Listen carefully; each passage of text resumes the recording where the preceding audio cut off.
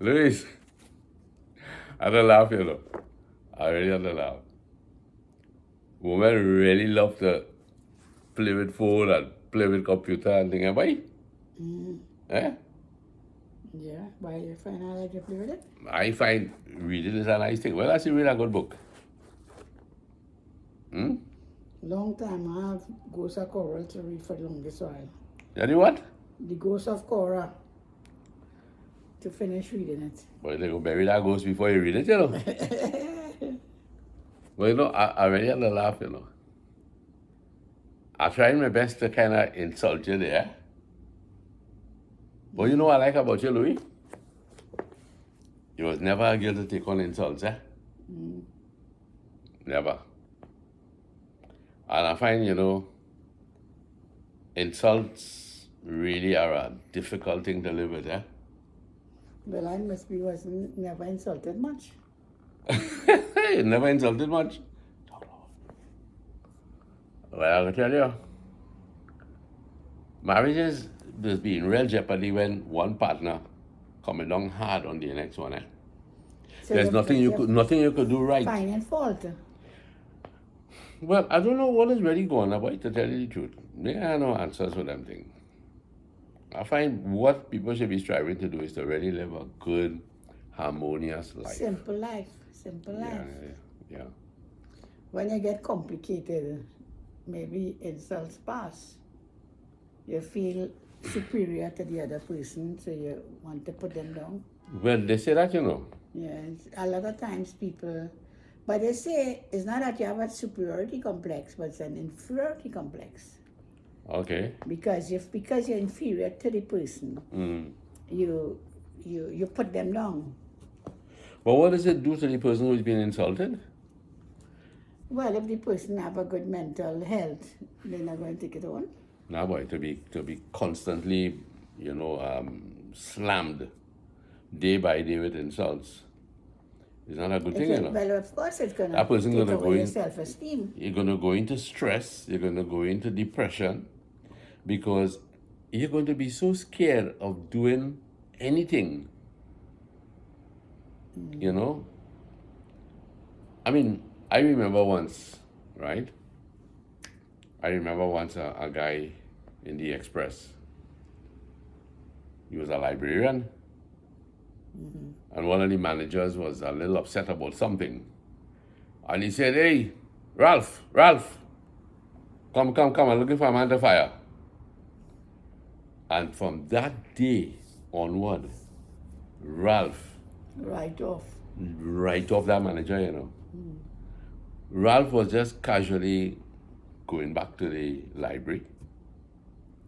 And this manager just cried out to him, you know, and insulted him because here's a man who sits down quietly doing his work, right? And he's insulted openly. But do you think it was more like humor? Louise, where is the sensitivity of that manager towards a staff member? Well, you know, it could be various things. It could be viewed as an insult, or it could be viewed that that person has a strange sense of humor. No, I can't accept that. I can't accept because Ralph's reaction there and then and forward after that showed he felt humiliated. Of course. There were others around who heard. And people laughed too. And yes, and that manager was not directly in control of Ralph's portfolio. Right? Others heard. Right? But you see, when people, for instance, when people have a high opinion of themselves, it's easy to insult others. But really that person have a high opinion, but they have a low self-esteem. Eh? Boy, some people, I don't know when they will get down small. To be small is a nice thing, because you're not going to put yourself in line for saying the wrong things. You're not going to put yourself in line for criticizing, right? You're just you're just reaching out nicely and trying. I must go back to that yesterday episode, when Mr. Mohammed came on the scene and he was talking about his dad, and he was talking about his dad had a ready response to helping people, right? Not insulting people, but to helping people. That man, in my esteem, went up, Yeah. right? Now, if his dad was a man, would say, "What you troubling me for, boy? You hard up or what? You hard up for friends or what? Right? You come into my house this hour of the night or this hour of the morning looking for my help. Well, you have no friends again or what? You have no other friends in town?" Right? That is not a very helpful approach. And even in the workplace, think back about your workplace. You can remember anybody getting insulted, openly insulted. I leave that work so long I can forget. Ah, Lordy. But it's nice to have a track record, eh? I remember Kim recently, I think she took Anna to work with her. And when I saw that, I thought of a mother taking a little child. I believe it was to her workplace, even if it wasn't for long. You know why? When I was about maybe 5 or 6 years old, Yeah. my brother Desmond working at Piaco, right? Being an engineer, aircraft engineer. And he said to me one day, "Come, I will take you." I don't remember the start of it, but I guess this was what? "Mother, I've come here. I'm going to take Lancelot to work with me." And Louis, that for me as a little boy Was a was a mighty, bonus. yeah, was a bonus. He took me up into the aircraft. I walked up between the seats. In those days, it was like BWIA, right? Yeah. And you had BOAC at the time also. I can't remember the evolution of things, right? But we walked through. I sat down in the pilot's seat, right? And that was a big thrill. Of So course, here that was will be.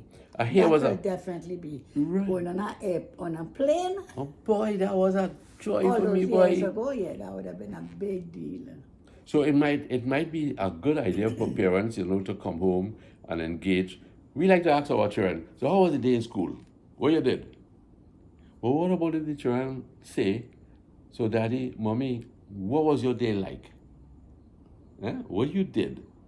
Can I come to your office at least for 1 hour maybe?" Oh, you're Well, tired, darling? You're tired? Well, I'll tell you something. The workplace now has become so stiff. They don't have that kind of facility. Maybe long ago when people were more like a family on a job, you bring your child and everybody pampering the child and saying, "Hello, and so what is your name?" And they engage the child and being friendly. Any of our kids ever went with you? At any time to work? I think so. Okay. I think Lasana did. All right. And he was calling a lady who named Mutli Tuttle. Oh, gosh, she's insulting the lady from young. No, he found that was so funny. You must have seen some kind of TV show. Maybe. A TV show. Yeah. Anyway, getting back to Desmond. So Desmond took me to Piaco. Yeah, but as I say, in the old time days, people were more family oriented. So you're probably a babysitter didn't come out to work and you say, "Well, I have to come to work." Right. And you bring the child. Right. And people, as I say, engage the child Yes. in a little friendliness. But now in the working world, it will be like, but is that kindergarten or something? People make some wisecrack like that. "How come she bring the child here? Is that kindergarten we running?" Right. So anyway, coming down from that plane, you know what Desmond did? And sometimes when I drive past, you know that Piaco stretch going wrong to go to St. Helena side, Yeah. he took me to the canteen, right? Yeah. And in those days, I know you kind of push your tray along, right? You push your tray along, and you're asking for your. And Louise, if I was 6 years old, I remember clearly rice, red beans, and stewed chicken with maybe some provision. You eat all the food? Well, I am always eating all my food, you know. From little boy, I've eaten all my food, you know. Okay. Boy, and I will never, ever forget that. But these are the nice things that bigger brother, or sister do. But as I say, I don't think, even if you would like to, that you can have that privilege now. I don't know, boy, but I rather live back. I rather rehearse the times when my brothers did for me. Yeah, for instance, Bertram, right? Bertie, as we call him. Bertie was going to Teachers Training College. Good. And Bertie used to rent Nelson Street there. He had Duke Street, Nelson Street. And Bertie and about 5 other guys used to have this 2-room with a veranda right at the corner of Nelson Street. I think the structure looks the same. And there was a recreation club. They bored. Yes, they shared the Not that they were rent. bored, but No. they boarded. You're right. Yeah. They would not have been a board at all. No, they weren't bored. And it was fellas like Monty from Tobago, Andy. I remember them at Rampasad. So all of them and just to Yes, boy, all these fellas and they're chatting and Bertie invited me along on Friday night. And of all things, he said, Lancy, what are you going to do tonight? We're going to see a big time Western called Rio Bravo. right up your avenue, boy. Yeah, boy. And here now, come out there, we're going on to Strand Cinema. When Tony Sergio comes, I want to get him to talk to me about the days when he worked in the cinema industry. Okay, And as how a we young used- man? Huh? As a young man? Yeah, as a young man. Tony has a great history behind these cinemas, because he used to work in the different cinemas at one point. And I'm telling you, he's sitting down on a gold mine of history here. And you're walking across Duke Street, and all the neon signs. Imagine I come out of the bush, you're hardly seeing a street light. All you're seeing is flying. Yeah, what do you call them? Oh, geez, Oh God, what do they call them little flies again? Fireflies? yeah. Fireflies, right? Yeah. Is that another name? Candlefly. Candlefly. We used to call them candleflies, right? Fly and they light up a bit. Yeah.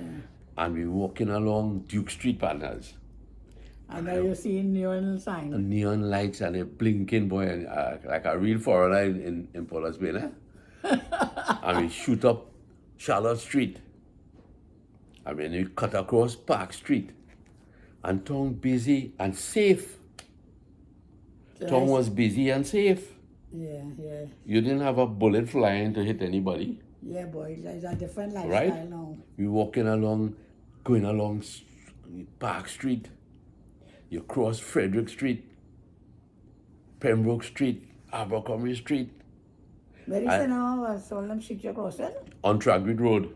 Okay, that was a long walk. So you had Green Corner. Where Green Corner is? Green Corner, the taxis used to carry people, I think the Carolina, that's opposite Globe Cinema. You had a wide corner right there. It's still there. Yeah, That wide corner, right? And so you're going down now past Clark and Battles. I don't know if Right. they existed at the time. And there on the right hand side is Trans Cinema. Okay, right. Rio Bravo, boy. But Lancy Cinema still operating. And we're not talking about the new cinemas. No, there are not anymore. no old cinemas. But all those old time, because you notice now they start pulling them down. Yes, boy, I see Monarch is. Yeah, two of them in Tunapuna. Yeah, Sana mentioned that yesterday. Yeah. So they're actually demolishing the buildings now. What they're going to do is they're going to renovate these buildings. Well, a lot And- of people were using them for church buildings, Right, so they're going to renovate them and they're going to maybe put up a store or something because they have it's a wide place inside, I know a lot So of they're going to make little mini church malls. buildings. Yeah, right. But then Anyway, those buildings so old, it cost you cheaper to bring that down and build something new than to renovate that. now I see like they're doing some work on Palladium, and They're doing some, restoring it? it seems so, and also Monarch Cinema, Okay. right? And that is where we boys from Cora used to hang out in Monarch Cinema, Palladium feel Cinema, it. right? So anyway, partners, so Bertram carried me to see this Rio Bravo boy, John Wayne, little boy. And boy, I can't tell you whether the quality of the show was good or not, but you know, people could still find them on YouTube. The next morning, I wake up in measles, boy. Oh, Jason. I say, like, the city ain't agreeing with me at all. You're crying, you want to go back or Yeah. But you're talking about cinema. We used to walk down from Cora and walk down, catch the bus sometimes, right? Yeah. And make our way down to Palladium and Cinema and Monarch. To go into what we call house. You had a house, Yeah. and a barricade, And pit. and pit, and they had balcony up there, right? Yeah. Louis, it was 25 cents in my day to go into a house, you know. So pit was 10 cents. Pit might have been 10 cents, yes, Yeah. right? I mean, the seating accommodation was Because great. it was 3 seating section. Pit, House. house and balcony. But when you're in pit, you're looking up, so the show, you know. Well, like 10 cents. and balcony was how much? Balcony must have been about, must be 50 cents, if I know. Right? And so house was about 30 cents. No, house was 25 cents. I paid 25 cents to go in house. And pit 10 cents. Pit was 10 cents, right? So there was always a distinction between the patrons, Yes. who go into So Baptiste boys used to go balcony? Baptist. No. We used to go house. Middle class. Middle class. We're in the middle indeed, pit, house, balcony. Right. But watch me. Eventually they brought a cinema. You see that KFC in Cora Junction, Yeah. you notice they have something behind that and they mark something for about the Pentecost, some use of for that facility. They opened a cinema called Maz. Yeah. Maz Cinema, but now they have converted it, I believe, into a Oh, that is, but they didn't have to turn in the street? yeah, you could turn into the street. It's a short street. Yeah. Max 70 Street is the one that comes out from Right, I remember runs that alongside cinema. of KFC, I remember right? that cinema. But Maz was there. But when we went to see it, when they opened our cinema, Popo, Peter, and myself, big up to That the was coconuts, That Popo, was Peter, right and myself. close to all your boy. Boy, it was a joy to just come down there Yeah. and go into Maz. But in them days now, right? Fellas like Randolph Scott and John Wayne Westerns, right? Guy Madison, all them guys. They started showing serials. Now, a serial is a long show that they used to have, right? A lot of crooks in it, a lot of even Superman, Batman and Robin, 3 and 4 hours, you know. Wow. And them crooks, like, they can't die, you know. The only time they die They is at didn't the have end, good guns or what? because the show is so long, right? Yeah, you had to save them. Longer than an Indian movie. Way. Well, if all was in a plane, the plane had a circle. Play roll out of gas. Anyway, partners, them shows was long. Serial. Palladium used to show it too, Again, I was a sleepy girl. Stop talking about me sleeping, no, man. You Huh? talk, no, man. Oh, come on, lean on me a little bit now, man. You used to lean on me in the cinema, Ay. You frightened to lean on me now? No. After all these years, you're afraid myself? Afraid, yeah? So anyway, partners, we're talking here about harmony, right? Harmony is good for big brothers, big sisters to really take care of the younger ones, right? But the thing about it is that children have to learn from the parents, Yeah. right? When Mr. Muhammad yesterday was talking about his dad, I could visualize a man who respected his daddy, right? And the other gentleman called Reynald respected the homes they came from. the mother and father, I was asking Reynold that, the mother and father, right? You want me to get some water for you? Or what? Oh gosh, talk now. Every time you are yawn, you ask before sleepy. Okay. Next thing you say, tell you man, go and sleep now. So anyway, I said, Reynold, what kind of, encouragement your children had? He said they were well disciplined. That means to say mother and father in the home respected each other, and therefore the children Grow up with respect. grew up with respect. But if Mr. John, for instance, and his wife ain't living good, right? And this name I just pull out of the hat, eh? If Mr. John and his wife ain't living good, and the children are discerning this thing happening, right? They are likely to portray the same thing in their own marriage, unless they're really very strong. Yeah, it perpetuated from generation to generation, you know. Right. You ever, let me go back a little bit to your parents. We'll go talk about mine afterwards. So I ain't putting you at no disadvantage, right? Yeah. You ever see, what was it like with your parents, really? Well, to my recollection, my parents died when I was quite young. Uh, I was 11 when my mother died and 13 when my dad died. uh,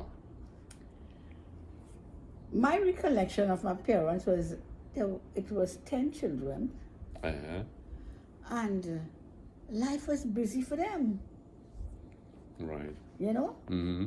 Like my dad will go out to work and then he would see about all his animals and my mom will help him to grate all his coconut. Apart from her housework, she will grate coconuts to feed the pigs on the afternoon. And she would sit down and have a big grater and she used it in both hands, you know. Mm-hmm.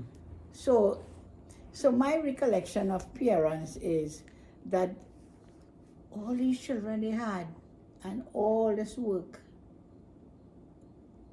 So Yeah. there wasn't much time to me. To me, every time I think of my mother, she kneading flour, she making dinner, She was dutiful, Louise. you know, Yeah, I never met her. Never met her. washing clothes. Yeah, But your father worked hard too. he was a hard working man. He go and see about the animals, go out to work in the morning, finish work by about 9:30 or so, and then he go out to see about his animals after lunch, and then go to bed. You know, help with. I think he used to help with the school home lessons and things. Okay. You know, but But there was no time for insults, man. there wasn't time for insults. No, there was time for hard work. Yeah. It's Hard when work you're and idle. rearing When you're idle, you rearing start your to find family. faults. When you're too idle. Yes. But long time parents really No enjoy- measuring about who doing what and what not. Yeah, you know, they took their responsibility of their children and food on the table. Yeah. You know? And I think that most parents in our age group would have been more or less the same. Yeah. Well, in my case, right, I have to admit that mother and father had their little tiffs now and then, but not insults. There might have been little frustrations because she was up there in the countryside, he was down in the city working in the day, but he gathering all the little things that are necessary for home. He's contributing, she's contributing. So we might have heard them, arguing a little bit about something. Nobody's perfect, right? But not the insults. I don't remember that, and I don't remember any of my brothers with their wives. To put them, to insult you. No, You no, say I don't things remember to that. embarrass the person. Because Yeah, that brings. I don't recall that. I don't remember mother being depressed because of things father said. I don't remember her being stressed out because of things the old man said. I don't remember him being stressed out over any insults. No, I don't remember that.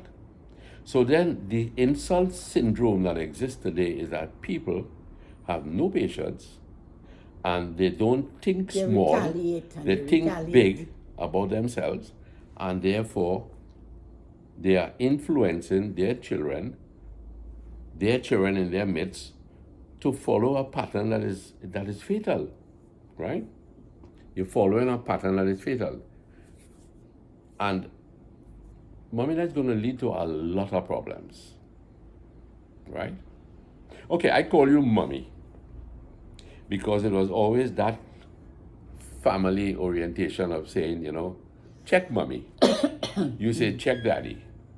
Lasana, whose birthday happens to be tomorrow, right? Imagine Lasana is reaching the age of what? He's going to be 48. 48 years old, right? He comes back here because of certain circumstances, and we are happy to have him. But Lasana can't say that he has heard us insulting each other over the years. No.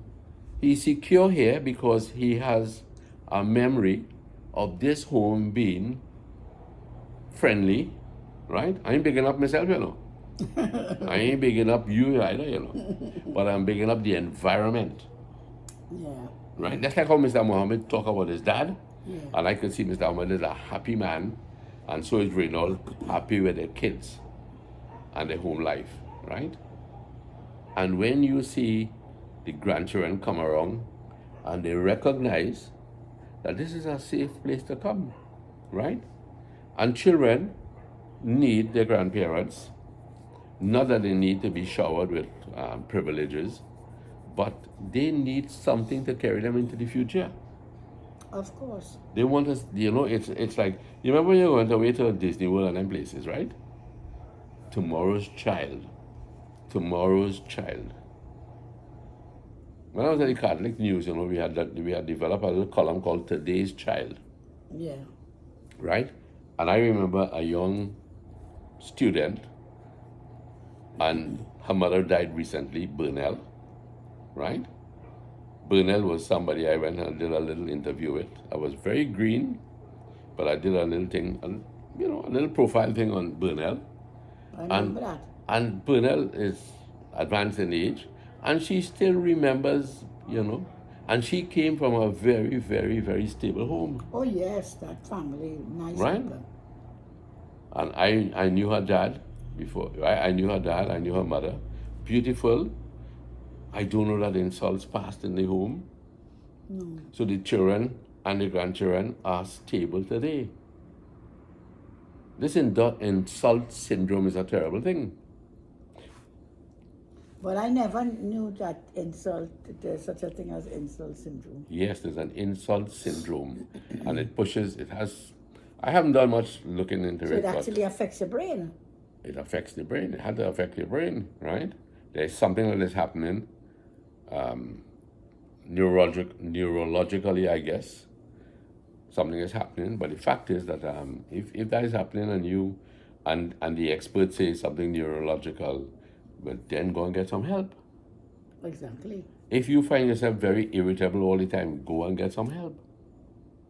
If we can't sit down like how we are sitting here and we're talking now and we're chatting about things and recalling pleasant memories, you need some help, right? Yeah, there are so many complications now, eh? Mm-hmm. Like you ever, in your wildest dream, ever heard about attention deficit syndrome and Well, to tell you the truth, I never heard of it, but I must have been a victim of it, eh? I never heard of it, but I probably was a victim of it. Sometimes even when you're talking to me, you will say, but I'm still listening, right?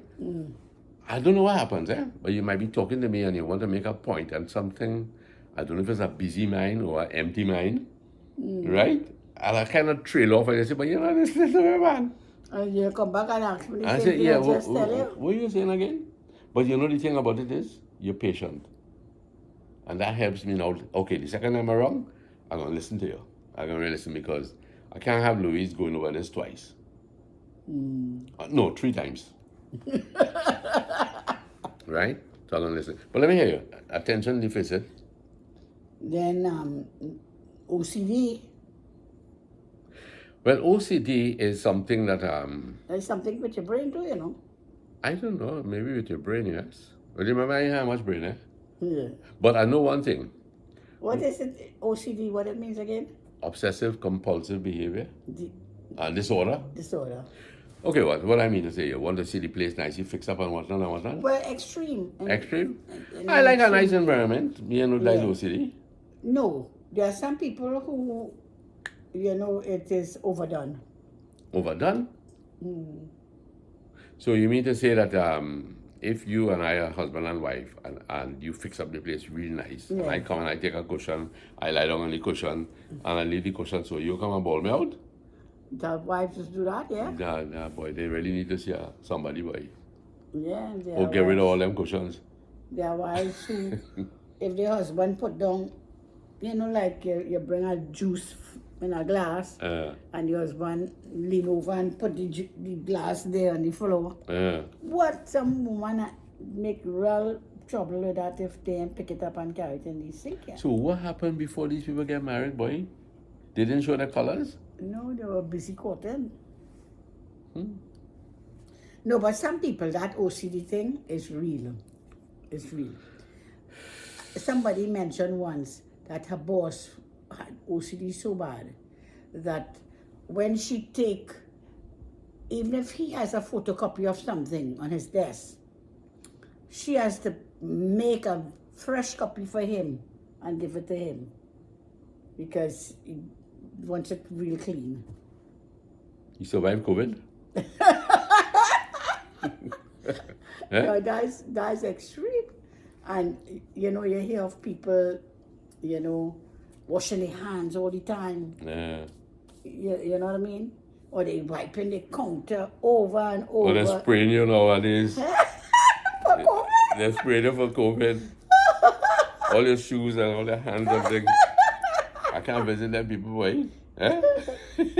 Some people, they're much more relaxed about it. Not that they're indifferent, you know, but... Yeah. So it's little disorders. Little disorders, yes. What are you going to do, boy? But anyway, just to end this little talk, right? Don't forget, reading is important, right? I was looking through a book here, and they give a reason why people should read, you know. Reading to your child matters and whatnot, right? And they talk about reading aloud. Well, you always say that with the kids. Right. Reading aloud is fun. It opens doors. It builds the desire to read. It gives educational advantage. It becomes part of family heritage. I remember drilling Lasana, you know. Yeah. When Sana was in secondary school, I would, you know, before his exams, I had him in the bedroom. Lasana, come. Read this page for me and read it aloud, right? Of course, he read it well, right?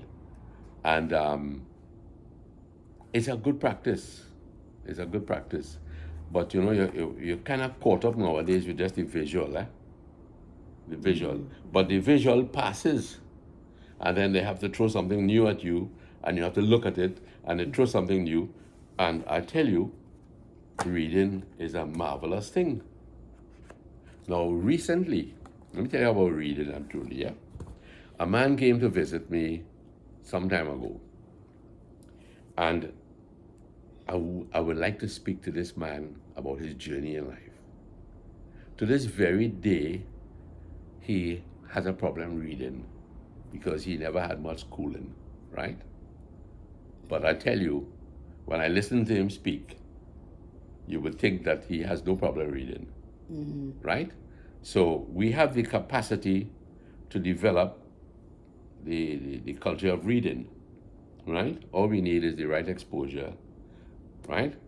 That man has a wonderful story that I hope he will share with me and with others about his journey from, you know, A little boy. Yeah, a little boy to today. He has children, and his children are doing well, and it must be quite a thrill for him, who never read, to see his children having what he didn't have, Yeah. right? And I tell you, I kind of anxious to embrace this man's story. How old is so? I guess he must be up into his mid-50s. But as a young man. Yeah, he's a young man. He could be nearing 60. Like, for instance, you like people who work in the cane field and so. Yes.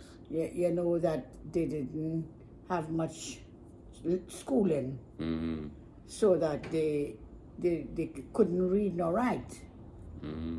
right? But they were very much aware that education is important, Right. and they ensure that their children went to school Mm-hmm. and learned to read and write. I remember reading a book, but I don't know if I could recall it correctly now, Yeah. where this boy mother worked in the cane field, and he went to school. And when he come from school, he will go through what he learning in school Okay. with his mother. Right. So he would teach her how to write and to spell her name, how to write her name. But it ended sad in that the day that she wrote her full name, she died. Oh my. Oh my. You know? Yes. So he must have treasured that though. Yeah, but he was so heartbroken that after all that effort, he did, Yes. And But now that she could write her name, yes. she died, Yeah. But Louise, there was a program that Linda used to attend into in Rima there, to teach children adult to read. learning, Yeah. right? And I don't know if it probably still exists, but that's a wonderful thing because there are many adults who can read and write, Yeah. right? Opportunity But it's lost. not the end of the line. No. There are facilities. I feel even like that, if this gentleman comes through and they say, hey, let's start a learning process with this gentleman. Mm-hmm. And you have a day, you will come and sit down and we start to learn. It might be difficult for his children to teach him because when you're teaching your wife to drive is a problem. Teaching your husband to drive is a problem, right? Yeah. Right. Easier for somebody else to teach you. Easier for somebody else to teach you. Good. So maybe we could put a proposal and see how it works. And But you had to have knowledge how to teach, well, we could learn the same way. We're learning now. We're all learning, right? The fact is, a learning journey. So you get the first crack at teaching him how to write, learn to read and write. But I want to come down and close this with two things. One, what do you have in mind for your son to tell him on his 48th birthday? I know he has this chat running every morning. He's very diligent. I enjoy very much the fact that he's reaching out with this very positive drive he has, right? Mm-hmm. It's doing a lot for him. You could see that, he's reaching out to people and they are engaging. I call that chat, the YouTube Wi-Fi. Everybody's WhatsApp. there. YouTube WhatsApp, sorry. See, thank you. And I know you didn't tell me that with any scorn in mind, so there was no insult. I wasn't insulting you. No insult. Just some gentle correction, right? Beautiful. I can handle that. So this community is like this WhatsApp, right? And everybody greeting each other. Good. So Sana is doing that wonderful job. Of course, he has. It's quite strenuous, I would imagine, to run for about 2-3 hours, but he's enjoying it and he's glad for the positive responses out there. Yeah. Okay, so what would you say to Sana on his birthday? Well, I would like to say to Sana, our beloved son, firstborn, boy, child, Yeah. favorite firstborn, And Linda's a favorite last born. Okay, okay. What would you say? I would like to say that I am very happy for the progress that he has made in the past few months, that he has really done very well health wise, and to continue moving on. Don't let nobody steal his joy, Right. as he says to others. Don't let anybody steal your joy. And you know that we all need to get to know God will for our life, and to be willing to let God's will take first place in his life. And when you are allowing God to lead and to guide and to control, then you know that you are walking circumspectly. So I would like that, just as how his mental health is, he's developing in mental health, I would like to see him develop spiritual health too. Well, I guess I shouldn't say I guess, I perceive that he is, spiritual in many ways, right? And the mere fact that you want others to do well, it means to say that you are mentally and spiritually alert in that direction, Yes. Sana has always been a very happy child, and All he's the a time. happy youth, and he's a happy man, right? Of course, we are not going to take on the insults might be thrown, because as we were discussing, the insult syndrome is alive, it's out there. Oh, right. Okay. Now Right. I understand better. The insult syndrome is there, it's alive. Everybody, there's no one person immune from this insult syndrome that exists in the world, right? Even Biden, right? Yeah. President of the United States is having his fair share of insults. People don't like Putin, right? They don't like the prime minister, let's say, of the president even of France, prime minister of England, maybe Rowley, Kamala. Everybody has to face the insult syndrome. Good? That having said that, I want to wish Lyndon also, and I'm sure this comes from all of us in the family, and I just want him to be happy. I am thinking of what someone said recently. That someone is me. Let me not put it into a third person when I could be very honest. Honesty is the next thing, to be honest. What happens if a parent fills the mind of children against another parent? I see a scope for a real good story here. I'm the father of 4 boys, right? And I don't like my wife. You have 4 sons? No, listen to the story. It's a scenario. I'm going to say I never knew the other 2. Right? I'm painting a scenario here that could evolve into a movie. Good? And I'm going to call this movie Child Killers. Okay? See the picture? The parent is injecting the father is injecting into the sons hatred for the mother. The boys are little, and therefore they're taking it in,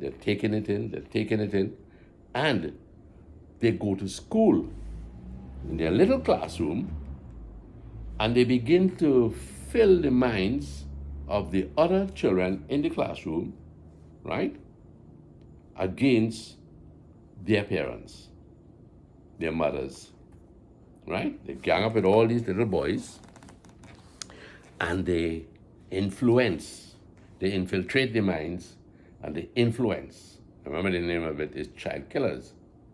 And they go home now. These children who are not, these children have, the other kids have come from a very stable home, but suddenly, because children are put together for so many hours, they're influenced within 5 days.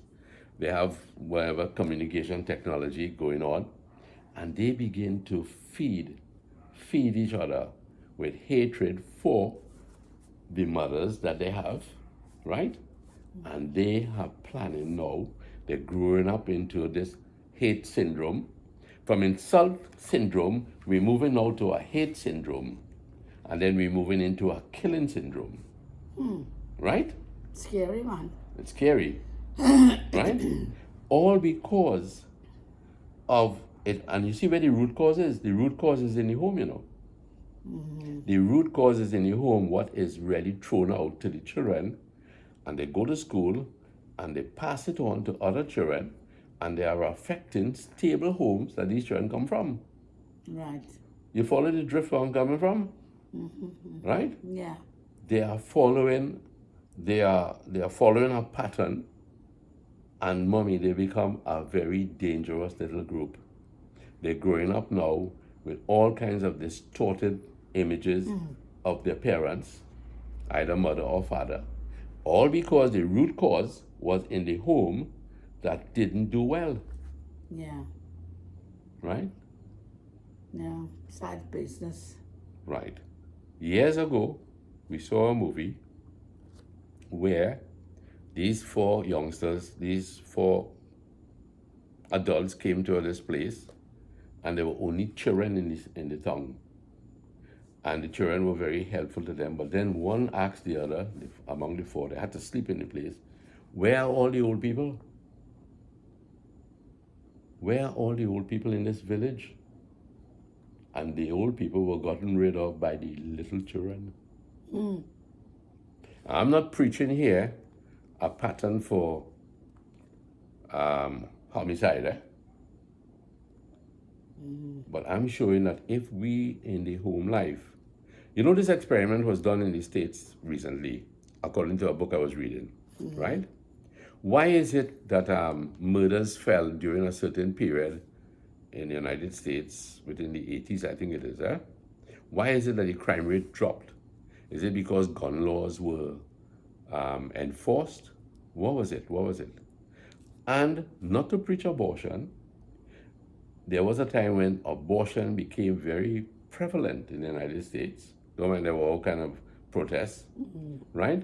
But children of the lower classes, because abortion was, was there to be offered.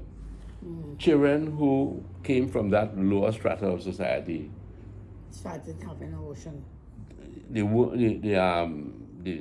parents, the women, they went for the abortion, so that the children who were born in this depressed period and depressed location, they weren't around. So it just goes to show that your environment creates a crime syndrome. Yeah. Right? So the same way now, if you maintain your insult syndrome in the home, your children are going to pick it up. They're going to go to school. They're going to influence others, and you have a terrible society that even the police can't control, and the psychologists can't control, and the psychiatrists can't control. Right? And therefore, every home now is going to be behind lock bars, because children are going to be very dangerous, but you're locking them in with you. Yeah. Okay? I'm sorry to weary you, girl. I ain't want to insult you, but you're looking really sleepy. I think you should really... I think it's the heat. The heat. You turn on the heat. The heat have me a little bit. Well, Mommy, thank you very much. I know we touched on some subjects here that were perhaps unpleasant to the very end, on the eve of Lasana's birthday. But we want to wish him and wish all his subscribers that we really can't name, but we enjoy your help. I don't like just to say your comments, but your help. Your help in being there for us means a lot. So thank you very much, folks, and we want you to have a great weekend ahead. be safe. Be safe in the next coming days. We have 2 days before the weekend, but be safe. Our Republic Day is also coming up, and we hope that our nation will be safe and that there would be that sense of loyalty to each other. And as citizens, we could continue to be a happy lot. So, my friends, Bye. All the best. Thank you all for all the support for Lasana, Lyndon, and every other YouTuber. It's very nice to be there to encourage, and we ourselves appreciate you all for the support we have received, and all the best, and continue to love and to grow. thank you very much. Bye.